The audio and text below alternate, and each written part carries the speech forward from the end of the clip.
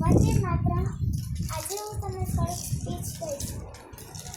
15મી August 1947ના દિવસે આપણો દેશ આઝાદ થયો. મતલબ આપણો દેશ આઝાદ થયો અને આપણે અંગ્રેજોએ ગુલામી કરીને રાખ્યા હતા. તેમાં એક જ નહીં પણ કેટલાક લોકો મૃત્યુ પામી ગયા હતા.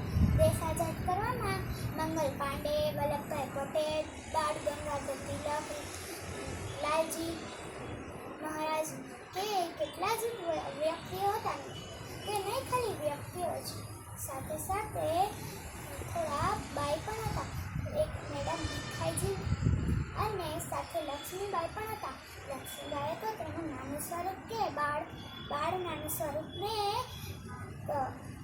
કમરે બેસાડીને યુદ્ધ કરવા ગયા, પીઠે બેસાડીને યુદ્ધ કરવા ગયા હતા.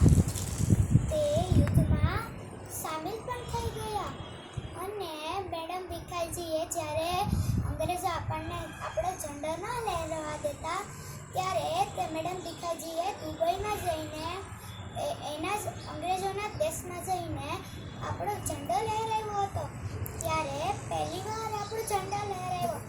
પછી આપણને 15મી ઓગસ્ટના 1947ના દિવસે આપણે જે મૃત્યુ પામ્યા હોય એને હંમેશા યાદ રાખવા જોઈએ.